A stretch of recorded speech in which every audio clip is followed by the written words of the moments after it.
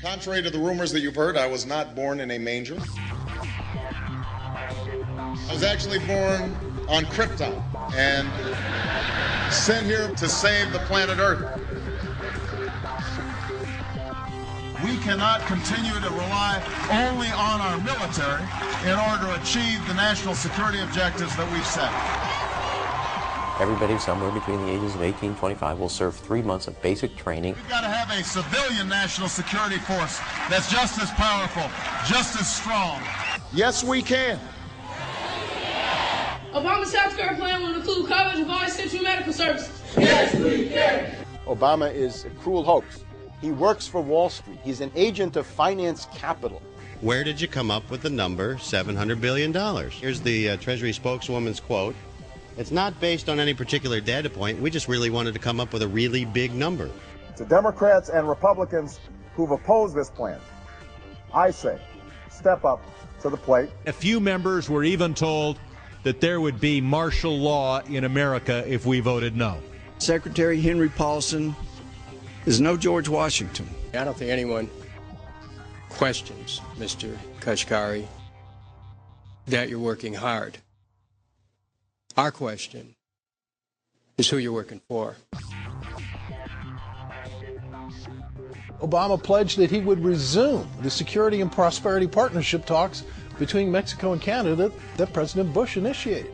The old boss is starting to look a lot like the new boss. Robert Gates is going to remain on the job as defense secretary for at least a year. Plenty of sources knew about this meeting, told us and others that it was at Hillary Clinton's house, but clearly it wasn't. We've got to give them a stake in creating the kind of world order that I think all of us would like to see. We see you causing a depression so you can blow out the economy and consolidate it and bankrupt it. We know that you are enemies of free humanity, and we are here standing against your tyranny.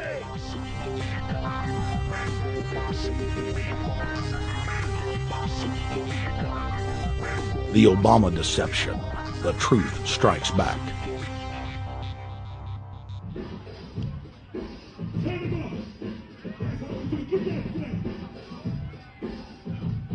Barack is like the manager of Burger King.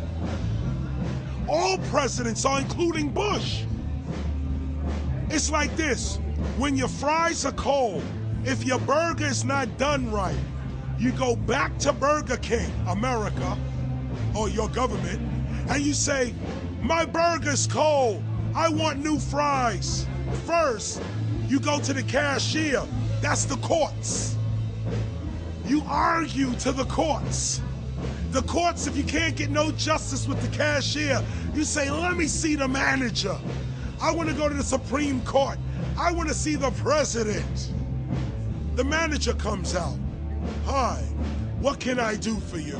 Now the manager can override the decisions of the cashier, but you never get to see the franchise owner of Burger King. If you really have a problem with your burger, you need to go see the franchise owner. We need to go to the top or to the bottom. We need to go to where the real architecture of government is. And it's not in a president.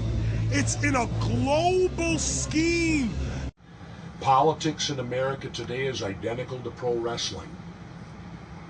And what I mean by that is, in front of the cameras and the public, we all hate each other. I'm going to kick my opponent's butt. I'm going to whale him from here to high water and beat the crap out of him. Yet behind the scenes, we all are friends going out to dinner. Went to dinner together. And it's all a work. All intermarried. Show business. It's showbiz. And that's what you have today in politics. The Democrats and Republicans aren't really opposed to each other.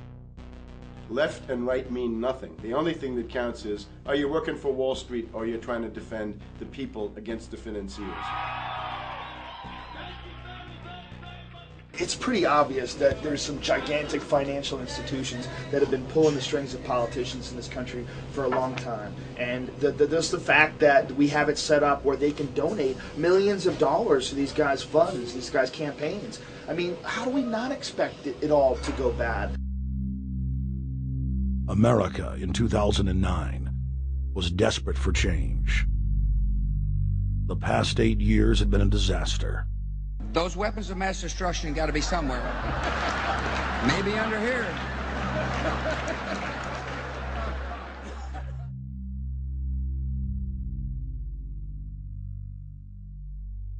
George W. Bush, who had claimed to be a conservative, had tripled the size of the federal government, shredded the Constitution, and destroyed the image of the United States worldwide. Nope, no weapons over there.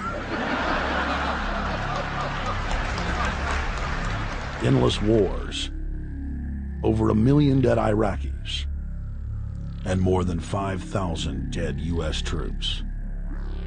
The Patriot Act,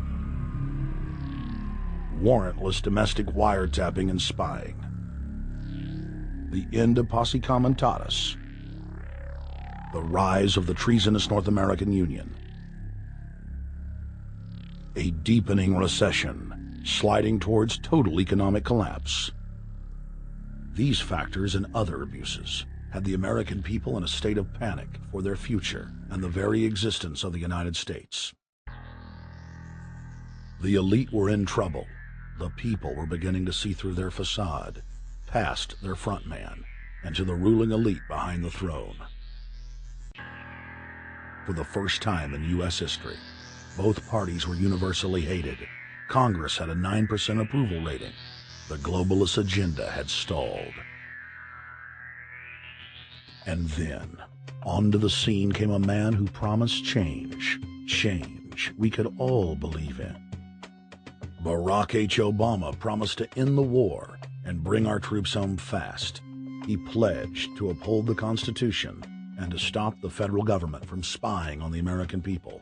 Candidate Obama told American workers that he was going to get them out of NAFTA and GATT, and he's already breaking those promises.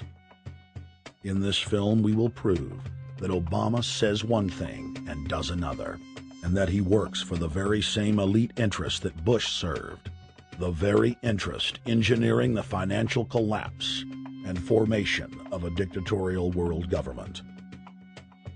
This film is not about left or right. It is nonpartisan. Our past documentary films are among some of the most damning indictments of George W. Bush and his administration that have ever been made. If humanity has any hope of effecting real change for the better, it will not come from the Madison Avenue false reality makers who have cast Barack Obama as the savior of the world. To alter our course from tyranny to liberty, to defeat the corrupt elite, we must get past the puppets and confront the real power structure of the planet. Now we can see a new world coming into view. A world in which there is the very real prospect of a new world order. Webster Griffin Tarpley is an accomplished geopolitical analyst and historian. Among his scholarly works are the unauthorized biographies of George Herbert Walker Bush and Barack Hussein Obama. Since Bush the Elder made his speech at the United Nations back in September of 1990 talking about the New World Order, I think I've become confused about what's actually going on in the world.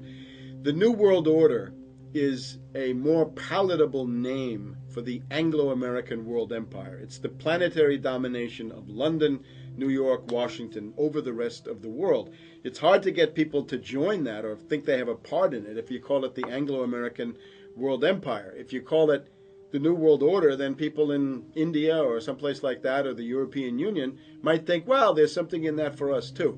But that's not what it is. It's the Anglo-American New World Order.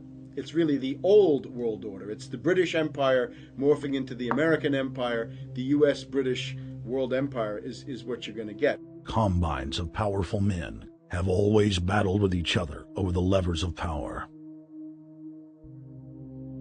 Gerald Celente is recognized as one of the world's foremost trends forecasters and is the founder of the Trends Research Institute.